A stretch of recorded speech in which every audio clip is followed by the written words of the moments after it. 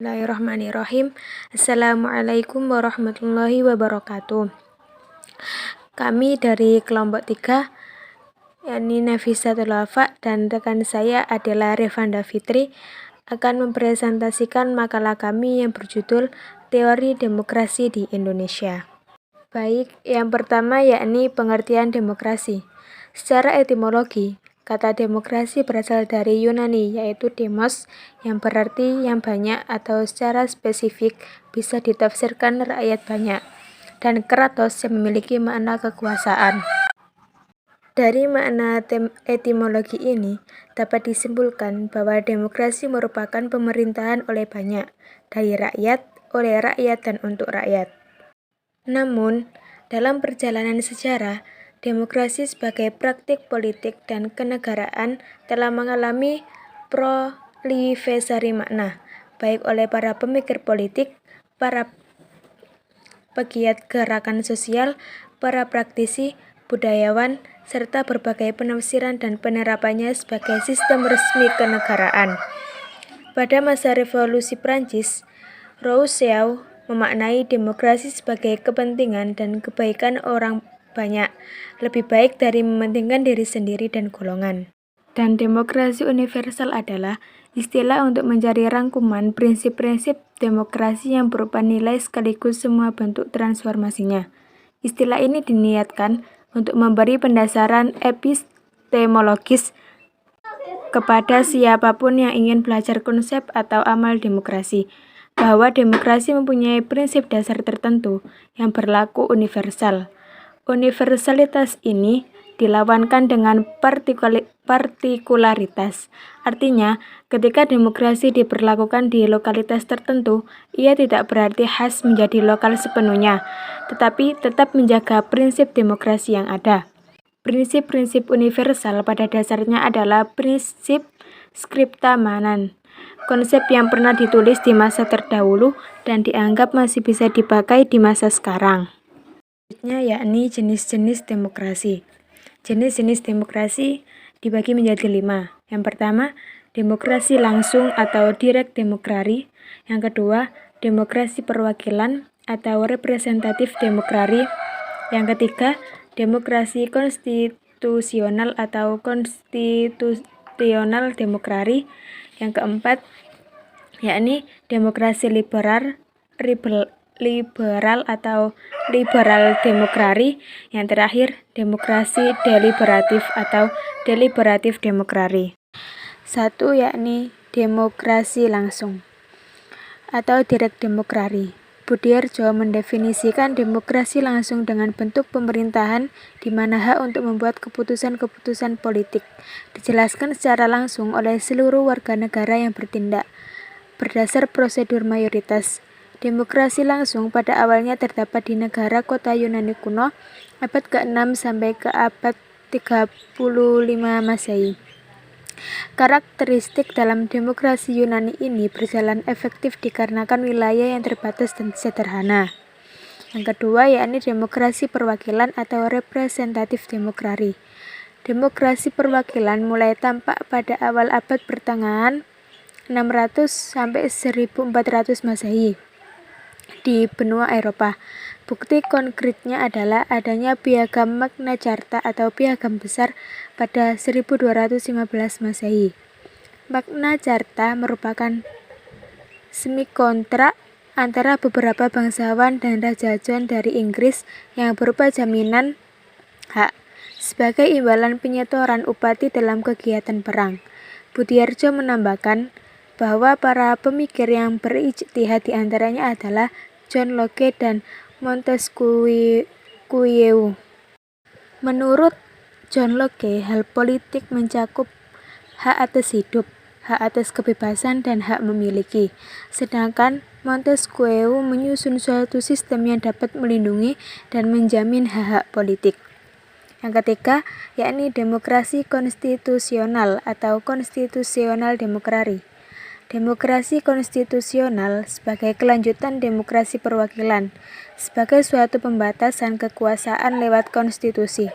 Dengan demikian, konstitusi menjamin hal politik dan menyelenggarakan pembagian kekuasaan. Kekuasaan negara yang dibagi ke dalam eksekutif, legislatif, dan yudikatif diatur sedemikian rupa dalam rangka terjadinya sistem check and balance. Friedrich mendefinisikan konstitusionalisme dengan suatu kumpulan aktivitas yang diselenggarakan atas nama rakyat, tetapi tunduk pada beberapa pembatasan yang dimaksud untuk memberi jaminan bahwa kekuasaan yang diperlukan untuk pemerintahan tidak disalahgunakan oleh mereka yang mendapat tugas untuk memerintah. Yang keempat, yakni demokrasi liberal atau liberal democracy.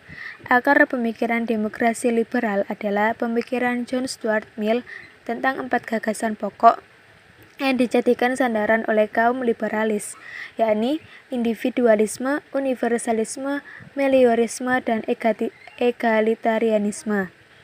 Individualisme menekankan pada dimensi individual manusia, bahkan secara ekstrim, hak-hak individual mengalahkan sesuatu yang bersifat kolektif.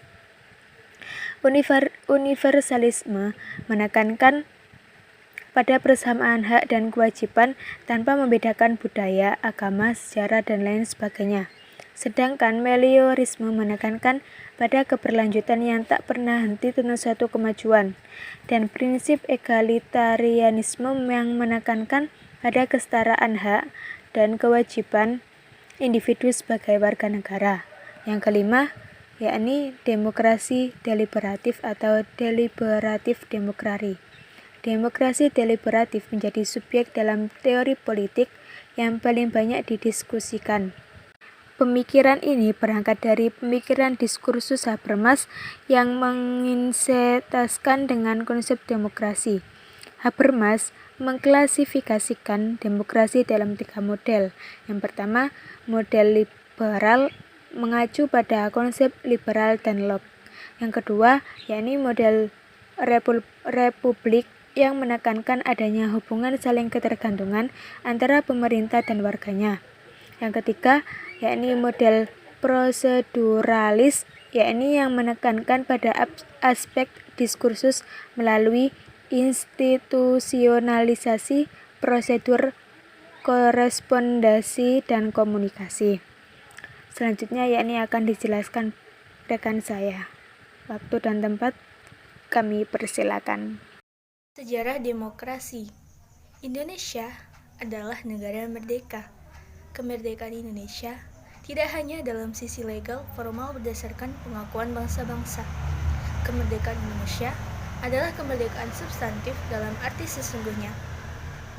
Sistem pemerintahan yang dianut Indonesia adalah demokrasi Pancasila.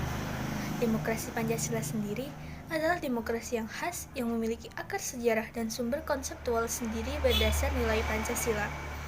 Yang selanjutnya adalah prinsip demokrasi. Yang pertama, adanya kontrol atau kendali atas keputusan pemerintah daerah. Yang kedua, adanya pemilihan yang teliti dan jujur. Yang ketiga, adanya hak memilih dan dipilih. Dan yang keempat, adanya kebebasan menyatakan pendapat tanpa ancaman. Dan yang kelima, adanya kebebasan mengakses informasi. Dan yang keenam, adanya kebebasan berserikat yang terbuka. Selanjutnya yang terakhir, Islam dan demokrasi di Indonesia. Dalam bidang kepemimpinan, Islam mengajarkan kepada kita bahwa seorang pemimpin haruslah berorientasi kepada pencapaian orang banyak. Berdasarkan nilai dan prinsip, Islam mengajarkan nilai keadilan atau al-adalah dan persamaan atau al-musawah. Mengacu pada hal tersebut, sebenarnya tidak ada permasalahan yang mendasar antara konsep Islam dan demokrasi. Mausoli juga menambahkan bahwa konsep Islam tentang demokrasi dalam tataran ideologis mengandalkan teologi pembebasan.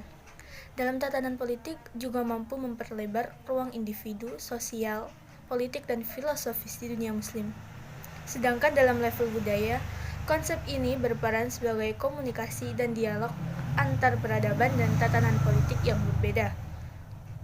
Terdapat nilai demokrasi juga dalam rumusan Pancasila, sila keempat, yang menekankan adanya permusyawaratan dan perwakilan. Nah, pokok pikiran tersebut sebenarnya sudah muncul dalam Al-Quran sebagai sumber utama hukum umat muslim. yaitu di dalam surah Al-Imran ayat 159 dan surah An-Nisa ayat 59. Di era yang terbuka akibat akses globalisasi, semoga Indonesia mampu mengaktualisasikan nilai demokrasi yang lahir tersebut dengan nilai lokal yang seirama dengan prinsip dan agama.